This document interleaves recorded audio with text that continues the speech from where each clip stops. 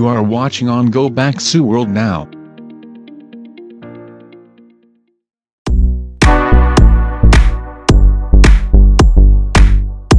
태국은 1932년 군부 쿠데타를 통해 왕의 권한을 축소하고 전제군주제에서 입헌군주제로 전환하며 아시아에서는 거의 가장 빠른 시점에 민주주의 체제를 도입한 나라입니다. 하지만 태국의 왕은 영국이나 일본처럼 상징적인 역할에만 머무르지는 않습니다. 오히려 군부와 결탁하여 태국의 정치와 경제 등 모든 부분에 막대한 영향력을 끼치고 있습니다. 지금 태국의 왕은 웬만한 K-팝 아이돌도 충분히 압도할 만한 댄스 실력을 자랑하는 라마 10세입니다. 1952년생으로 올해 70세가 넘은 나이임에도 불구하고 왕실의 이엄은 다 내려놓은 듯한 패션을 선보이기도 했었고 4번의 결혼과 3번의 이혼, 20명의 후궁 등 각종 기행을 일삼고 있습니다. 하지만 아무도 라마 10세의 행동에 대한 불만을 토로하지는 못합니다. 태국의 법 중에서 가장 유명한 법인 형법 112조 때문입니다. 왕실 구성 원이나 왕가의 업적을 모독하거나 부정적 묘사를 하는 경우 최고 징역 15년에 처한다. 이런 법이 과연 21세기에 실제로 존재하는지 의문이 가실 분들이 적지 않을 겁니다. 하지만 2024년 초 태국의 30세 남성은 왕실 모독죄로 징역 50년을 선고받았으며 2023년 말 29살의 여성 국회의원 역시 징역 6년을 선고받았습니다. 중국에서는 알 수 없는 이유로 특정 제품이 검열당하고 있습니다. 바로 곰돌이푸입니다. 정치공학적으로 보면 곰돌이푸를 통해 시 주석에 대한 긍정적이고 자연스러운 대중 이미지를 만들 수 있는 기회인데도 불구하고 중국은 금지시켰습니다. 그런데 태국에서도 비슷한 일이 있습니다. 바로 뮤지컬과 영화로 유명한 왕과 나라는 작품을 금지시킨 것입니다. 당시 시암의 왕은 라마 4세인데 왕자들의 교육을 위해 초빙한 가정교사 에나 레오 노웬스와 사랑에 빠진다는 내용이기 때문입니다. 태국 왕에 대한 로맨틱하고 따뜻한 이미지를 얻을 수 있는 기회이기도 하지만 태국에서 보기에는 자신들의 위대한 왕이 한가하게 연애나 했던 것으로 비춰지기에 왕가의 권위를 떨어뜨리는 작품이라고 여겼던 것입니다. 태국 사회에 대해 가장 흥미로운 점은 이처럼 존경과 복종을 강요하는 태국 국왕들이 어떻게 이렇게 국민들에게 많은 존경을 받고 있는지입니다.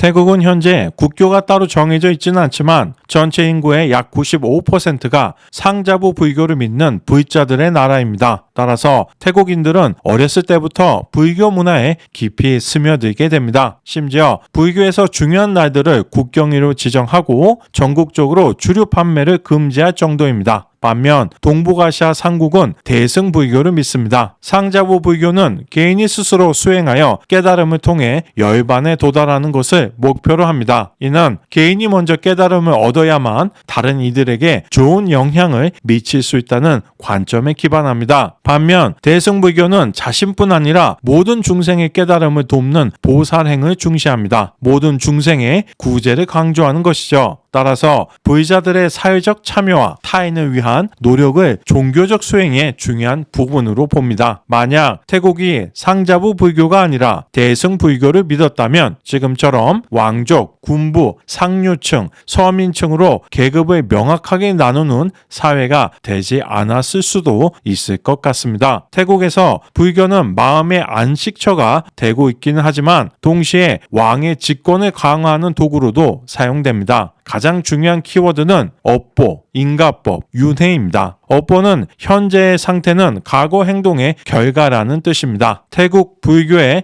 가르침에 따르면 왕족들은 전생에 그만큼 훌륭한 일을 했던 것이기에 현생에서 남들보다 훨씬 부유한 삶을 누리는 것이 당연한 것이죠. 인가법은 모든 형상은 원인과 결과에 의해 일어난다는 것을 뜻합니다. 당연히 현재 태국의 왕이나 왕족으로 태어난 사람들은 이런 결과를 얻게 된 원인이 있었겠죠. 따라서 태국인들은 자연스럽게 왕가 사람들은 전생에서 대단한 업적을 이루어낸 사람들이라고 믿습니다. 윤회는 현세의 삶이 단 한 번이 아니라 여러 생애를 거쳐 이어진다는 믿음을 기반으로 합니다. 따라서 현재의 부당함, 어려움을 참고 성실히 살아가면 언젠가 고귀한 존재로 다시 태어날 수 있으니 참고 견디라는 것이죠. 즉 업보와 인가법은 현재 왕의 권력을 정당화하며 윤회는 가난한 서민들의 불만을 잠재우는 수면제 역할을 한다고 볼 수 있겠습니다. 이처럼 불교 교리들은 태국 국민들에게 왕권을 신성시하고 도전할 수 없는 것으로 만들며 사회적 위계 질서를 자연스럽고 정당한 것으로 받아들이게 만듭니다. 태국에서 왕은 불교를 장려하고 불교는 왕을 정당화하는 것이죠. 이러한 교리에 깊게 빠진 태국 서민층들에게는 지금 신분 상승을 위해 노력하기보다는 현재 자신에게 주어진 삶에 최선을 다해서 다음 생에 더 좋은 신분으로 태어나는 게 오히려 더 현실적인 방법인 것입니다. 북한의 백두 혈통들 입장에서는 이 얼마나 신박한 방법입니까? 개방은 개방대로 하고 권력은 권력대로 유지할 수 있으니 자연스럽게 유레카가 터져 나올 만한 묘수입니다. 하지만 안타깝게도 사회주의의 유물론적 세계관에서는 신이나 영혼 등 초자연적인 존재나 종교적 신념은 인정하지 않습니다. 그동안 종교를 민중의 마약이라고 말해왔는데 갑자기 종교를 통해 인민들을 세뇌시킬 수는 없는 것이죠. 놀라운 사실은 북한의 강압적인 사회 통제보다 오히려 종교를 통한 세뇌가 더 효과적일 수도 있다는 부분입니다. 하지만 이러한 종교적인 세뇌로 왕권에 대한 모든 도전을 막을 수는 없습니다. 결국 누군가는 매트릭스에서 깨어나게 되어 있으니까요. 그럴 때 왕가가 사용하는 방법은 바로 무력입니다.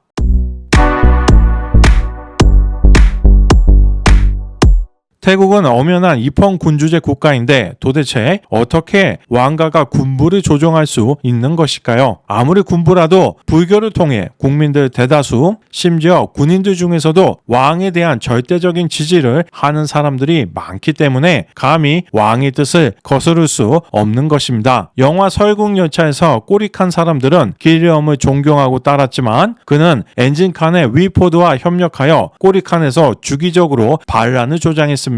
위포드와 길리엄은 그러한 방법으로 설국열차 내에서 인구 조절 및 질서 유지를 통해 권력을 장악합니다. 태국 왕과 군부 역시 스페인 축구 국대의 티키타카 못지않은 현란한 컴비네이션 플레이를 펼치며 태국 국민들을 통제해 왔습니다. 정치공학적으로 보면 사실 매우 간단합니다. 첫 번째, 왕가에 대한 개혁 등을 요구하는 정치인이 총리가 되면 군부를 조종해서 쿠데타를 일으키게 합니다. 군부 입장에서는 정권을 장악하면 국가의 요직을 차지하고 각종 이권 사업에 개입할 수 있기 때문에 매우 반가운 일입니다. 대신 왕가의 이익만 건드리지 않으면 됩니다. 두 번째, 국민들이 선택한 총리가 군부에 대한 안 좋은 개혁을 하려고 합니다. 그럼 군부에서 쿠데타를 일으키고 국왕의 허락을 구합니다. 국왕은 어느 쪽을 지지하는 게 본인에게 더 큰 이익이 되는지 판단한 후 새로운 정부의 승인 여부를 결정합니다. 세 번째, 현재 총리는 군부에서 내세운 인물이며 왕가와 큰 문제가 없지만 군부 내 다른 세력이 더 강한 힘을 키워 쿠데타를 실행합니다. 태국 군부에는 여러 파벌이 있으며 서로 권력을 잡으려 치열한 경쟁을 거듭하고 있기에 언제든지 빈틈만 보이면 다른 계파가 쿠데타를 일으킬 수 있는 것입니다. 이런 경우 태국 국왕은 어느 계파를 지지하는 게 본인에게 더 큰 이익이 되는지 판단한 후 쿠데타를 승인할지를 결정합니다. 이와 같은 태국 국왕의 정치 노름으로 인해 1932년 이후 총 19번의 쿠데타가 있었고 그중 12번이 성공했습니다. 무려 약 4년 10개월마다 쿠데타가 발생한 것입니다. 그나마 실패한 7번은 군부가 국왕의 입맛에 맞는 조건을 제시하지 못했던 것이죠. 만약 태국 국왕이 어떠한 쿠데타도 인정하지 않는다면 태국에서는 쿠데타가 발생하지 않을 겁니다. 하지만 전국의 혼란을 자신의 권력과 이익을 강화하는 데 이용하는 태국의 왕이 존재하는 한 태국에서는 앞으로도 얼마든지 반복될 것입니다. 여전히 태국 국민들 눈에 왕은 그저 선량한 통치자이며 국가의 혼란을 극복하기 위해 노력하는 사람일 뿐이고 군부 역시 잘못된 정치를 바로잡기 위해 애국심으로 나선 것으로 여기는 사람들이 많습니다. 현 국왕인 라마 10세가 기행을 저지를 때마다 많은 태국인들은 그의 아버지인 라마 9세를 그리워합니다. 적어도 선대왕은 품이 있고 국민들을 아끼는 왕이었다는 것이죠. 물론 라마 9세는 대외적으로 국민들을 돕는 여러 좋은 활동들을 한 것으로 알려져 있지만 그 역시 군부 정부를 조종해 왕가의 이익을 최우선적으로 추구하는 사람이었을 뿐입니다. 만약 그가 정말 국민을 위한 왕이었다면 수십조 원에 달하는 엄청난 재산을 축적할 수는 없었을 테니까요. 더불어 라마 9세의 집권기는 물론 최근까지도 쿠데타가 꾸준히 발생하고 있다는 것을 보면 과연 그가 태국의 미래에 대해서 심각한 고민을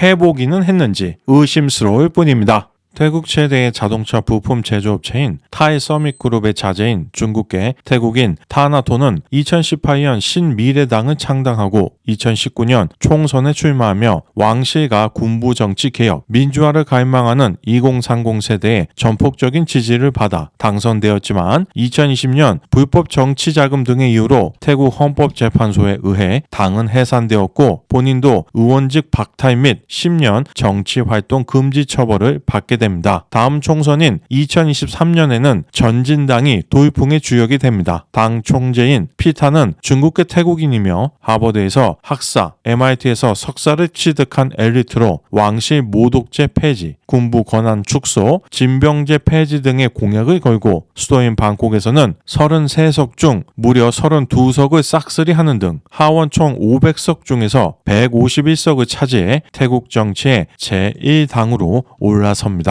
총리로 선출되기 위해서는 상하원을 합친 750석에 과반인 376석을 넘어야 하는데 태국 정부가 2017년 군부가 상원의원 250명을 모두 지명하는 것으로 헌법을 개정했기에 전진당은 하원에서만 376석을 모아 연립정부를 만들어야만 했습니다. 하지만 피타와 전진당이 각고의 노력 끝에 모을 수 있었던 건 6개 정당 309석밖에 되지 않았습니다. 전진당이 연립정부 형성에 실패하자마자 141석을 가지고 있는 푸아 타이당은 자신들의 이익을 위해 결국 군부 정권과의 연합을 선택했으며 중국계 태국인 패통당 친나왓이 최연소 총리로 선출되었습니다. 그녀의 아버지는 탁신 친나왓, 첫째 공호부는 쏨차이 윙사왓, 둘째 이모는 잉낙 친나왓으로 모두 태국 총리를 지냈습니다. 결국 태국 정치계의 야합은 제대로 된 경력 하나 없는 여성을 가문의 후광만을 보고 총리로 선출하면서 개혁을 열망하는 태국 국민들의 기대에 또 한 번 깊숙이 비수를 꽂았습니다. 그리고 2024년 8월 태국 헌법재판소는 만장일치 판결로 전진당 역시 신미래당처럼 위헌정당으로 규정하여 강제 해산시키고 총재인 타파 역시 10년간 정치 활동을 금지당합니다. 신미래당에서 전진당으로 재탄생했었는데 또다시 당명을 국민당으로 바꾸게 된 것입니다. 현재 국민당은 민주주의 체제에서 대다수를 차지하는 보통 국민들이 진정한 국가의 주인임을 표현하는 역삼각형 모양의 로고를 선택하며 2027년 차기 총선을 준비하고 있습니다. 이처럼 태국에서는 최근 들어 정치 개혁에 대한 요구가 가파르게 증가하고 있습니다. 더불어 왕실이나 군부에 대한 비판 시위도 늘어나고 있습니다만 아직까지는 태국 사회를 변화시킬 수 있는 동력이 되기에는 역부족입니다.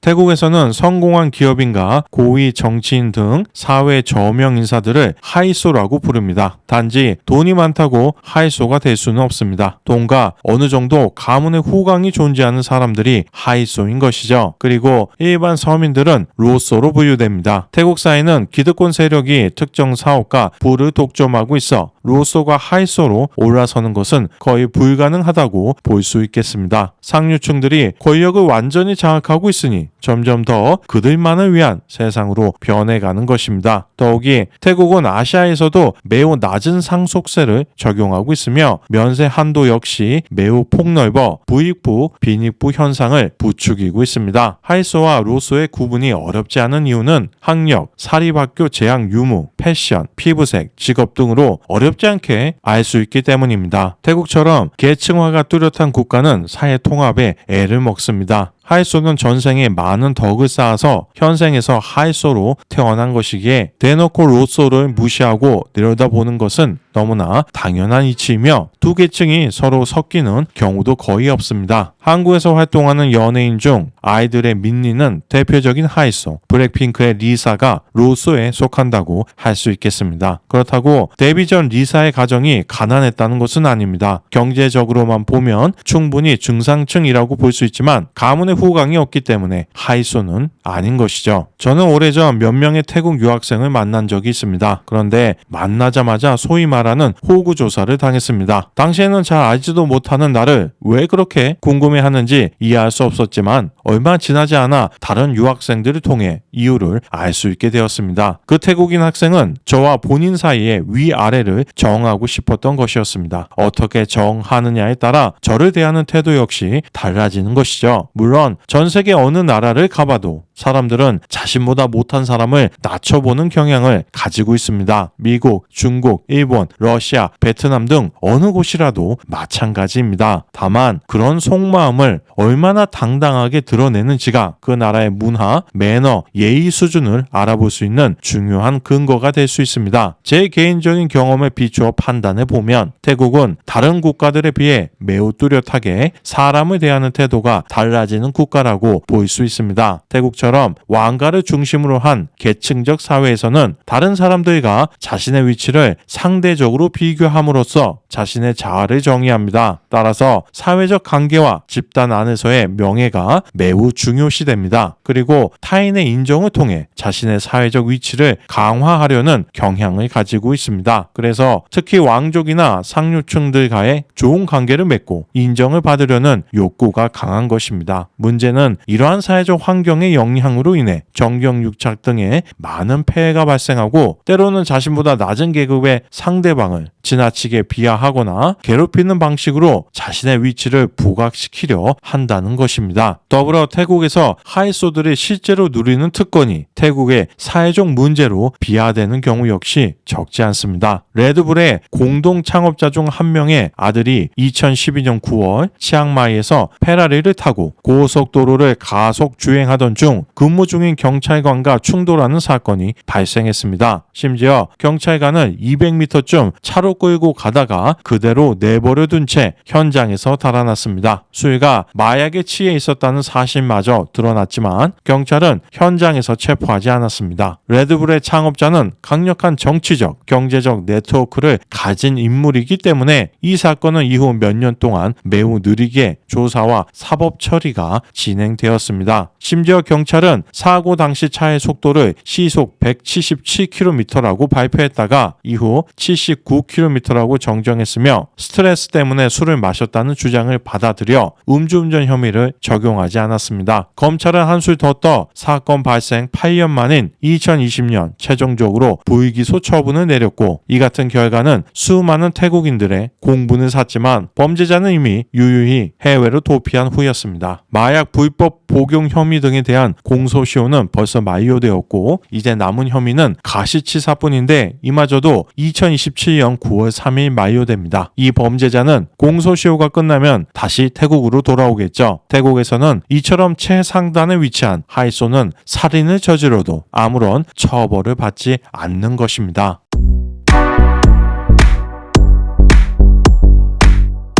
아무리 힘없는 로쏘들이라고 해도 이런 사건들이 지속적으로 발생하면 지도층 입장에서는 신경이 쓰일 수밖에 없습니다. 그래서 태국의 상류층들은 평소 태국 드라마 등 대중 매체를 활용해 하이소에 대한 미화에 적극적으로 나섭니다. 일반적으로 태국의 대중 매체에서는 하이소를 성공한 사업가이자 리더이며 모두에게 관용을 베푸는 훌륭한 사람으로 그리고 있습니다. 하이소들은 경계와 반목의 대상이 아니라 로쏘들이 존경하고 따라야 하는 대상으로 세뇌하여 자연스럽게 하이소의 권위를 인정하게 만드는 것입니다. 괜히 태국에서 사람들의 이목을 끄는 신선하고 기발한 광고들이 많이 나오는 게 아닙니다. 각종 매체들을 활용한 정치적인 선전선동이 본래 많았기에 덩달아 기업 광고 능력까지 올라간 것이죠. 이처럼 대중매체와 광고는 지도층의 메시지를 널리 퍼뜨리고 그들의 권력과 이익을 강화하며 대중을 설득하고 여론을 조작하는 구가는 중요한 역할을 하고 있는 것입니다. 태국의 트랜스젠더가 많은 이유에 대해서 많은 분석이 있습니다. 몇 가지 대표적인 의견을 말씀드리겠습니다. 태국의 불교 문화는 성별을 초월한 영혼의 개념이 강하게 자리 잡고 있기에 태국인들로 하여금 성별 정체성에 대해 상대적으로 개방적이고 관용적으로 생각하도록 만듭니다. 더불어 일부는 어려운 경제 사정으로 인해 엔터테인먼트나 관광업에서 활동하기 용이한 트랜스젠더의 삶을 선택하기도 합니다. 이처럼 수요가 많으니 자연스럽게 수술 및 의료적 지원의 접근이 용이하게 되었으며 이는 더욱더 많은 태국인들이 새로운 삶을 선택하게 만드는 요인으로 작용합니다. 태국의 대중문화 속에서는 많은 트랜스젠더들이 등장하며 대부분 긍정적인 이미지로 보여지는 경우가 많습니다. 그리고 태국 사회가 성소수자를 폭넓게 받아들이는 것에 대한 소수 의견으로 태국 거의여층의 목적성이 포함되어 있다고 보는 시각도 존재합니다. 첫째, 국제사회에 트랜스젠더와 같은 성소수자를 관용적으로 받아들이는 모습을 보여주어 태국 군부가 현대적이고 진보적이며 포용적인 정부라는 이미지를 보여주기 위해서입니다. 물론 태국 국왕 역시 국민 모두를 차별 없이 보호하고 있다는 이미지를 더욱 견고하게 만들어줍니다. 둘째, 사회 구성원들이 서로 다른 사회적 관심을 가지게 되면 왕이나 군부에 대한 태국 사회의 통합된 저항을 막는 데 유리합니다. 특히 성소수자처럼 특수한 집단은 일반 국민들과는 정치적으로 다른 입장, 다른 요구사항을 가지고 있을 가능성이 크기 때문입니다. 셋째, 정치적 논쟁과 독재에 대한 반대 여론이 커질 때 성소수자와 관련된 문화적 이슈를 부각시켜 위로 향하는 정치적 압력을 줄입니다. 이처럼 성소수자가 많다는 것은 태국 국왕과 군부의 독재를 직접적으로 강화하는 요인은 아니지만 이와 관련된 태국의 사회적 문화적 맥락을 보면 성소수자의 존재는 기득권층에게 유리하게 작용되는 면도 있다고 할 수 있겠습니다. 물론 하나의 정답은 없습니다. 여러분의 관점에서 여러분이 맞다고 생각하는 게 바로 여러분의 정답일 것입니다. 태국은 한 번도 독립국의 지위를 잃은 적이 없다고 하지만 근대화 초기부터 영국, 프랑스, 미국 등 항상 서구 강대국들로부터 강한 영향을 받아왔습니다. 국민이 자주적인 선택을 할 수 없다는 것이 얼마나 슬픈 일인지는 한국인이라면 스스로의 역사를 통해서 잘 알고 있을 것입니다. 다만 태국 사회를 보면 그나마 강대국의 영향력이 있었기에 지금처럼 최소한의 민주주의가 작동하고 관광대국으로 발전할 수 있었던 것이 아닌가 하는 생각이 드는 것도 사실입니다. 만약 태국 왕가와 군부가 강대국들의 눈치를 보지 않았다면 지금보다 훨씬 심한 독재와 대중에 대한 사회적 탄압이 있었을 가능성이 큽니다. 태국은 입헌 군주제 국가이지만 여러모로 공산주의와 닮아 있습니다. 공산당의 권력이 국왕, 군부, 하에서로 나눠져 있고 미디어뿐만 아니라 종교까지 동원해 국민들의 불만을 잠재우고 자신들의 권력 기반을 공고히 하고 있다는 차이점만 있을 뿐입니다. 과거 태국에서 가장 인기 있는 건 일본 문화였습니다. 태국은 제2차 세계대전 당시 일본 제국의 동맹이었다가 전세가 기우자 미련 없이 일본을 버리고 연합군과 동맹을 맺어 승전국이 되었지만 전쟁이 끝난 후에는 다시 일본과 다양한 경제적 협력 관계를 유지합니다. 태국 노래의 가사 속에는 일본어가 포함되어 있는 경우가 많고 심지어 카미카제라는 이름을 사용하는 음반사까지 있을 정도입니다. 카미카제는 신의 바람이라는 뜻의 일본 제국 자살특공대의 명칭인데 레코드 레이블의 이름으로 사용할 정도이니 태국이 얼마나 일본 문화에 심취한 상태인지 어렵지 않게 추측하실 수 있을 겁니다. 하지만 2000년에 들어서며 동방신기 등이 아시아에서 큰 인기를 끌며 태국의 K-팝을 알렸고 블랙핑크의 리사가 세계적인 스타로 발돋움하면서 K-팝은 적어도 태국에서만큼은 영미권 못지않은 메이저 장르로 취급되는 수준까지 올라왔습니다. 블랙핑크가 빠른 시간 안에 국제적인 인기를 얻게 된 데에는 태국 팬들의 힘도 컸습니다. 특히 태국 국민들 입장에서는 자신들과 같은 서민층인 리사가 태국의 상류층보다 훨씬 더 유명해지고 많은 수입을 올리니 태국 안에서 계급 구조에 막혀 희망을 잃어버렸던 있었던 젊은 층 사이에서는 리사의 성공이 마치 자신의 성공처럼 반가웠던 것입니다. 문제는 리사에 대한 태국 팬들의 지나친 애정이 잘못된 방식으로 드러나는 경우가 있다는 것입니다. 블랙핑크 멤버들이 YG를 떠나 각자의 소속사를 찾자마자 태국 팬들은 블랙핑크는 리사 때문에 잘 된 것이다. 다른 멤버들은 리사에게 고마워해야 한다는 주장을 하기 시작합니다. 하지만 소속사였던 YG 입장에서는 회사가 리사를 블랙핑크 멤버로 뽑아주었기 때문에 국제적인 인기를 얻을 수 있는 기회를 잡을 수 있었던 것이고, 소속사의 노력에 블랙핑크 4명의 출중한 실력이 더해졌기에 국제적으로 성공할 수 있었던 것인데, 이를 마치 멤버 한 명의 공인 것처럼 주장하는 것은 옳지 않습니다. 일부 리사의 태국 팬들이 최근 더 불편한 마음을 갖게 된 이유는 리사 솔로곡의 반응이 로제나 제니보다 훨씬 못한 결과를 보였기 때문입니다. 이로 인해 그동안 자신들이 블랙핑크의 인기는 리사 때문이다 라고 주장했던 것이 실제로 거짓말인 것으로 드러나자 블랙핑크의 다른 멤버들에 대한 악플을 쏟아내기 시작했습니다. 개인적으로 블랙핑크 활동 시에 리사는 K-팝의 음악, 화장, 패션과 잘 맞아서 시너지가 발생한 반면, 개인 소속사를 만든 후에는 자신의 K-팝 가수가 아닌 태국 가수로 포지셔닝하면서 블랙핑크 때와는 단절된 새로운 이미지를 창출하려고 굳이 과한 노출과 진한 화장, 전에 하지 않았던 음악 스타일을 선택함으로써 생각만큼 큰 성공을 거두지 못한 것으로 보입니다. 어쩌면 리사는 태국 문화의 우수성을 알리고자 하는 마음에 지금처럼 자신에게 그다지 어울리지 않는 옷을 입게 된 것인지도 모르겠습니다. สวัสดีค่ะ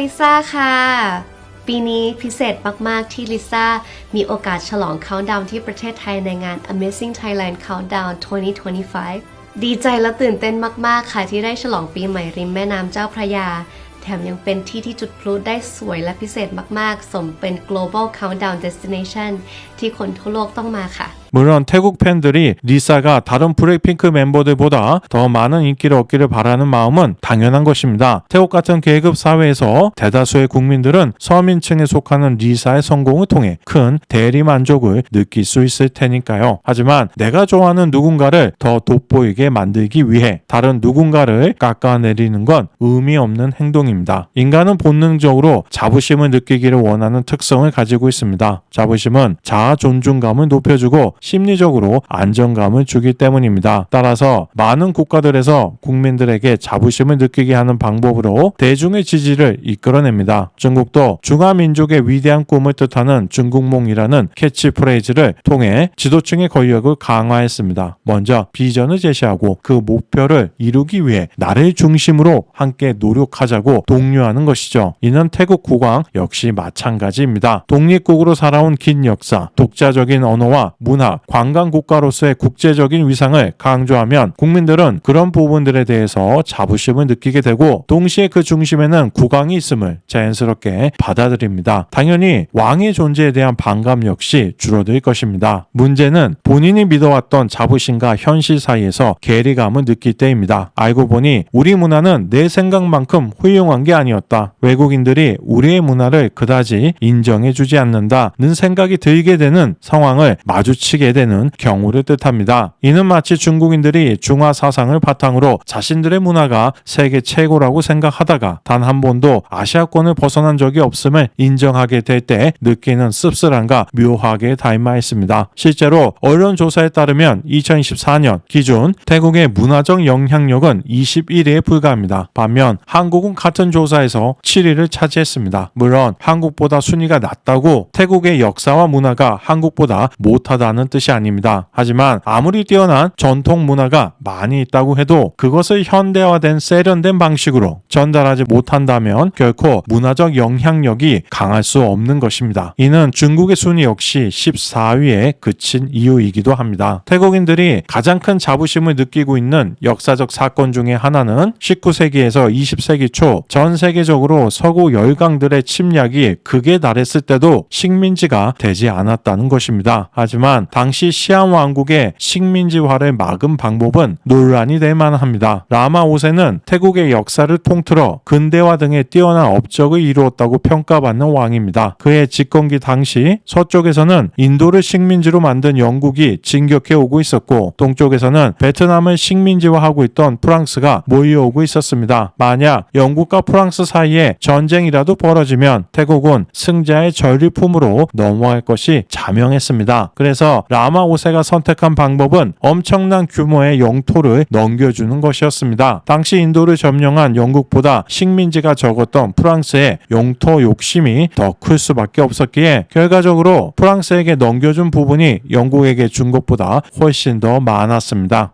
라마 5세가 할애한 영토는 현재의 라오스와 캄보디아가 되었습니다. 태국은 이러한 방법으로 자신들의 국왕이 다스리는 체제를 보존할 수 있었던 것입니다. 이러한 협약은 영불 선언으로 공식화되었습니다. 영국과 프랑스가 시암을 차지하기 위해 전쟁을 벌이는 게 부담스러워 두 나라의 완충지대로 남겨놓는 것으로 합의한다는 내용입니다. 이 협정을 통해 시암은 실질적인 독립을 유지할 수 있었지만 영국과 프랑스의 영향력 아래 놓여 외교, 경제적으로 상당한 양보를 해야만 했습니다. 하지만 이것도 태국으로서는 운이 좋은 겁니다. 만약 태국 근처에 영국, 프랑스 중 한 국가만 있었다면 태국은 바로 그 나라의 식민지로 전락했을 것입니다. 물론 역사에 2%라는 것은 없기는 하지만 만약 당시 태국이 영토를 분할해 주지 않고 영국이나 프랑스의 식민지가 되었다고 가정해 보겠습니다. 높은 확률로 태국 왕은 폐위되거나 모든 권력을 잃고 이름뿐인 왕, 허수아비 같은 존재가 되었을 것이며 태국은 약 50년 후인 제2차 세계대전이 끝나고 독립하게 될 것입니다. 만약 태국 왕이 존재한다면 대통령제로 전환되면서 폐위될 가능성이 크겠지만 이폰 군주제를 선택했다고 해도 나라를 지키지 못한 왕이기에 지금처럼 권위가 높지는 못했을 것입니다. 가장 중요하게 고려해 봐야 하는 건 영토입니다. 지금처럼 캄보디아와 라오스가 독립했을 수도 있고 태국의 영토로 다시 귀속되었을 수도 있습니다. 물론 발생하지 않은 역사를 알 수 있는 방법은 없지만 그래도 최소한 지금의 태국보다는 더 큰 영토를 차지할 수 있었을 가능성이 큽니다. 더불어 태국 국민들 입장에서 생각해 보면 어차피 태국 왕과 귀족들에게 지배받거나 영국이나 프랑스에게 지배받거나 피지배 신세인 것은 매한 가지입니다. 그렇다면 결과론적인 이야기이기는 하지만 최소한 태국 왕이 영원히 사라지거나 혹은 지금보다 권력이 크게 약화될 수 있는 식민지 시대를 보내는 게 더 낫지 않았을까요? 앞으로 얼마나 더 오랫동안 태국 왕가가 존재함으로써 태국의 발전을 저해할지 알 수 없는 상황에서 판단하기 어려운 문제이기는 합니다. 지금도 태국 왕가는 당시 라마 5세가 영국과 프랑스에게 국토를 넘겨주고 태국 왕이 다스리는 독립국으로 남은 것을 대단한 외교적 성과라면서 국민들을 세뇌시키고 있습니다. 많은 국민들 역시 그동안의 교육과 미디어에 선동당해서 그런지 영토를 내어주고 식민지화 되지 않았다는 것을 매우 자랑스럽게 생각하고 있죠. 조선은 일제 식민지가 된 후 사실상 세계 역사 속에서 사라졌던 나라입니다. 만약 고종이 경상남도, 전라남도, 제주도만 일본에게 할양하고 조선의 왕권을 지킬 수 있었다면 우리의 역사는 어떻게 흘렀을까요? 오늘날 한국인들에게 더 좋은 결과가 있었을까요? 전쟁이 끝난 후 저 지역들이 자체 독립국이 될지 아니면 다시 조선으로 합쳐질지는 알 수 없는 일이기는 합니다. 태국처럼 독립국을 유지한 것이 좋아 보이기도 하지만 동시에 단지 왕 하나를 지키기 위해 그렇게 많은 희생을 할 필요가 있었는지에 대해서는 확실한 답을 내리기가 어려울 것 같습니다. 민주주의 사회에서 살아보니 왕이 없다고 해도 같은 역사적 배경을 가지고 있는 국민들의 통합은 얼마든지 가능한 일이라는 것을 직접 체험하며 살아왔기 때문일 것입니다. 태국 국기는 세 가지 색으로 이루어져 있습니다. 중앙의 파란색은 국왕, 흰색은 상자부 불교, 빨간색은 국민들을 뜻합니다. 국기에 나타난 상징 요소들을 보면 태국 사회의 계층적 구조가 명확하게 드러나는 것처럼 느껴지는데 이는 저만의 오해일까요?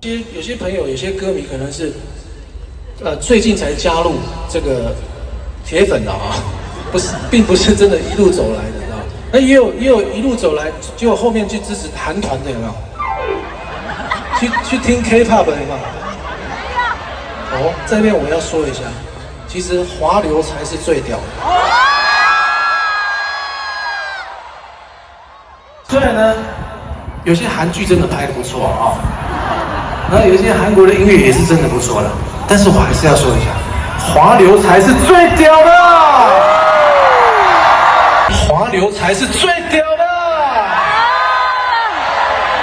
중화권의 최고 인기 가수 대만의 주거윤이 해외 투어를 갈 수 있는 몇 안 되는 국가가 바로 태국입니다. 약 1000만 명에 이르는 많은 화교들이 살고 있기도 하고 태국 인구의 약 85%를 차지하는 타이족의 조상 역시 중국 남부에서 건너왔기 때문입니다. 물론 타이족은 이미 1000년 전에 중국을 떠나왔기 때문에 이제 한족의 문화와는 많은 차이점이 있지만 그래도 중화권 가수를 대하는 감정은 다른 외국 가수들보다는 각별한 면이 있습니다. 더불어 센트럴 그룹, CP 그룹 등 태국 경제를 이끄는 대표 기업들이 화교들에 의해서 설립되었습니다. 그만큼 태국은 중국과 문화적, 경제적으로 깊게 얽혀 있는 것입니다. 태국은 대한민국 영토의 약 5배가 넘을 정도로 큰 국토와 7천만 명이 넘는 인구를 가지고 있습니다. 국토와 인구수만 따지면 유럽의 프랑스와 매우 비슷합니다. 또한 매우 소형이기는 하지만 동남아에서 유일하게 스페인에서 건조된 엄연한 항공모함인 짜끄리 나루에벳을 보유하고 있기도 합니다. 위대한 짜끄리 왕조라는 이름을 가진 이 항공모함은 안타깝게도 돈 먹는 하마로 취급되어 1년 중 대부분을 항구에 정박시켜 주로 관광시설로 활용되고 있습니다. 지도층의 능력이 부족하니 아까운 태국 국민들의 혈세만 낭비되고 있는 것이죠. 태국은 아름다운 자연 환경, 수많은 유적지, 독특한 문화를 가지고 있으며 관광객들에게 다양한 야외 활동을 제공하고 있다는 점에서 매우 인기 있는 세계적인 여행지입니다. 2023년 기준 아시아에서 중국에 이은 2위로 무려 2,800만 명의 외국인 관광객이 방문했습니다. 이처럼 관광업은 태국 경제의 핵심 산업 중 하나로 자리 잡고 있는 반면 제조업은 아직까지 큰 두각을 나타내지 못하고 있습니다. 작년 기준으로 제조업의 경제 기여도는 30%에 불과합니다. 태국이 2018년 처음으로 인당 평균 소득 7,000달러를 돌파한 후 아직까지 7,000달러 선에 머물러 있는 이유 중 태국 제조업의 부진은 매우 큰 부분을 차지합니다. 외국 자본에 의존해 단순한 부품 생산 및 조립 등 저부가가치 산업에서 벗어나지 못하고 있기 때문입니다. 이런 상황에서 엎친 데 덮친 격으로 중국의 내수가 급감하자 중국 기업들의 과잉 생산으로 인한 저가 수출이 늘어나면서 태국 산업이 큰 타격을 받고 있습니다. 예를 들면 중국 내 부동산 거품 붕괴로 인해 건설 경기가 부진하여 철강 제품의 수요가 줄어들자 중국 제철 기업들은 원가에도 못 미치는 가격으로 엄청난 물량을 수출하고 있습니다. 이로 인해 전 세계 대부분 철강사들이 실적 악화를 겪고 있으며 세계적인 기술력을 보유하고 있는 포스코마저 45년 넘게 가동해온 포항제철소 1선제 공장까지 폐쇄했을 정도입니다. 태국의 철강 산업의 제조업 지수는 2021년 102.07에서 2023년 82.2로 하락했을 정도로 큰 감소를 보이고 있습니다. 사실 1990년대 후반부터 2010년 사이에 미국과 유럽의 가구, 장난감, 의류 산업은 이미 중국 저가 상품들로 인해 수백만 명이 일자리를 잃는 차이나 쇼크에 빠진 적이 있습니다. 이로 인해 결국 선진국의 노동 집약적 산업들은 대부분 동남아 등으로 이전할 수밖에 없었는데 이제는 동남아가 중국의 희생양으로 종조준되고 있는 것입니다. 실제로 중국의 수출이 증가할수록 태국 전체 산업의 제조업 지수는 급격하게 하락하고 있습니다. 제조업 경쟁력이 취약한 동남아 국가들이 중국의 과잉 생산, 밀어내기 수출의 가장 큰 피해자가 될 가능성이 큽니다. 왕족과 상류층들이 부를 독점하고 있는 태국의 경제 상황에서 서민들이 중상층으로 올라서기 위해서 필수적인 수단이 제조업의 발달이라는 것을 고려하면 매우 안타까운 상황입니다. 일부러 가난한 삶을 선택하는 사람은 없습니다. 따라서 태국처럼 가난에서 벗어날 수 있는 기회조차 얻지 못하는 사회는 정부가 제대로 된 역할을 하지 못하고 있다고 볼 수 있겠습니다. 현재 중국 GDP의 약 20%를 수출이 차지하고 있는데 중국 정부는 이를 더 늘려서 경기를 부양하려고 하고 있기에 앞으로 중국 저가 상품의 공세가 더욱더 강해질 것입니다. 실제로 2020년을 기점으로 중국의 수출이 크게 늘어나고 있습니다. 태국의 전체 수입 중 중국은 이미 24.5%로 1위인데 수년 안에 비중이 30% 이상으로 늘어나 더욱더 중국 경제에 종속될 가능성이 높습니다. 태국이 현재 무역 산업 구조를 개선하지 못하는 큰 이유 중 하나는 산업 경쟁력을 충분히 확보하지 못했기 때문입니다. 산업 육성으로 흘러 들어가야 하는 국가 자본이 비효율적으로 낭비되고 있는 것입니다. 예를 들면 태국군의 장성수는 2021년 기준 무려 1,700명에 달하며 이는 병사 212명당 1명의 장군이 존재하는 것입니다. 하지만 미군의 전체 장성수는 약 1000여 명에 불과합니다. 국군 역시 장성수가 병사 1000명당 1명인 약 400명인 것을 감안하면 태국군의 장성 숫자는 비정상적이라고 볼 수 있겠습니다. 2019년 5월 라마 10세는 26세 연하의 수티타와 결혼하는데 왕비가 되기 전 그녀의 직업은 타이 항공의 승무원이었습니다. 하지만 2014년 당시 왕세자 신분이었던 라마 10세가 그녀를 자신의 개인 경호부대 부지휘관으로 채용합니다. 스튜어디스가 대체 무슨 경호 업무를 할 수 있겠습니까? 하지만 심지어 결혼 당시 수티다의 계급은 무려 근위대 육군 대장이었습니다. 2019년 7월에는 시나닛이라는 여성을 후궁으로 들입니다. 그녀는 왕씨 육군 간호대학을 졸업하고 조종사 교육을 받은 뒤 왕씨 근위대에서 근무했는데 계급이 무려 소장이었습니다. 실제 태국을 지키기 위해 평생을 군대에서 복무하는 수많은 장교들 중 과연 몇 명이나 장성으로 진급할 수 있을까요? 참고로 중국 시진핑 주석의 부인인 펑리위안 여사 역시 중국 인민해방군 장성입니다. 능력에 따른 인력의 승급, 배치가 아니라 권력자와의 관계에 따라 진급되는 건 전형적인 후진국의 행태라고 볼 수 있겠습니다. 태국이 동남아시아 한정 강국인 것은 맞습니다. 올림픽에서도 인도네시아와 함께 동남아 국가 중 가장 많은 메달을 획득했으며 축구 역시 비록 월드컵 본선에 단 한 번도 진출하지 못했고 박항서 감독이 베트남에 있을 때는 일격을 당한 적도 있지만 현재까지 스즈키컵 최다 우승팀인 동남아의 맹주입니다. 그 외 GDP, 인당 소득, 문화 등 다른 동남아 국가들과 비교하면 종합적으로 상위권을 차지하고 있죠. 아마 이런 면이 태국인들의 자부심을 더 강하게 만들어 주었던 요인인 것 같습니다. 하지만 자부심이 큰 사람일수록 본인이 적절한 대우를 받지 못했다는 생각이 들면 더 크게 화가 나기 마련이죠. 태국 여행사 협회 회장은 태국인들이 한국에서 입국을 거부당하는 사례가 잇따라 발생하고 있으며 이로 인해 더 저렴한 베트남과 중국 등으로의 여행이 늘어나고 있다고 발언했습니다. 그리고 태국에서는 한국 여행 금지 운동이 시작되었고 이로 인해 한국이 태국 관광객의 신뢰를 회복하려면 최소 1, 2년은 걸릴 것이라고 주장했습니다. 하지만 한국 입장에서 보면 2023년 기준 무비자로 입국한 뒤 불법 체류 중인 외국인 중 태국인이 14만 5천 명으로 전체 76.3%를 차지하고 있습니다. 물론 한국의 최저 시급이 태국의 최저 1급과 큰 차이가 없기 때문에 한국에 와서 돈을 벌려고 하는 마음은 이해합니다만 일부 태국인들의 무책임한 행동들은 한국 사회에 큰 문제를 발생시키고 있습니다. 경찰청의 2023년 통계를 보면 한국에서 외국인이 저지른 2263건의 마약 범죄 중 태국인이 저지른 게 무려 832건으로 다른 국가들을 큰 차이로 압도하고 있습니다. 따라서 태국인들은 부당한 대우를 받았다는 서운함에 앞서 왜 한국이 자신들을 그렇게 대우했는지에 대해서 먼저 생각해보는 성숙함을 보여주어야 하겠습니다. 요즘 외국인에게 이중 가격제를 실시하는 국가들이 많아지고 있는 추세이긴 하지만 태국만큼 광범위하게 오랫동안 적용하고 있던 국가는 많지 않습니다. 그나마 관광지는 애초에 외국인과 태국인들이 지불하는 가격을 구분해서 표시하니 그나마 외국인들을 속이려는 마음은 없다고 할 수 있겠습니다만 일부 음식점 등에서는 같은 메뉴인데 태국 문자로 표시한 가격과 아라비아 숫자로 표시한 가격이 다른 경우가 적지 않습니다. 그리고 태국 문자로 표시한 가격은 훨씬 저렴합니다. 그래서 태국인들은 더 저렴한 비용을 지불하고 태국 문자를 모르는 외국인들은 이중 가격제라는 것을 알아차리지도 못하고 더 비싼 비용을 내는 경우가 많습니다. 물론 태국의 어려운 형편을 감안하면 이해할 수 있는 부분도 없지는 않지만 다른 면에서 보면 이런 행동을 하면서 동시에 자신들의 문화에 큰 자부심을 느낀다는 게 황당하기도 합니다. 중국의 오만한 태도가 국제사회에서 비판받는 이유 중 하나는 중화사상입니다. 중화사상은 중국이 세계 문화의 중심이며 외국은 모두 오랑캐라는 사고방식을 담고 있습니다. 이는 중국 내에서 문제를 개선하려는 의지를 약화시키고 외부의 우수한 점을 받아들이지 못하게 만들었습니다. 태국은 물론 중국만큼 국력이 강하지는 않지만 가끔 인도 인도 차이나의 주변국을 대할 때 문화적 우월성을 강조하는 태도를 보이는 경우가 있습니다. 물론 자신의 문화에 자부심을 갖는 것은 당연한 일이지만 그러한 자부심이 다른 문화를 경시하거나 자만에 빠져 스스로의 발전을 정체시킨다면 결국 서민들의 삶만 힘들어질 뿐입니다. 부디 태국이 자신들의 훌륭한 문화적 가치를 지키면서도 외국의 우수한 점을 수용해 중국의 전철을 밟지 않기를 바랍니다.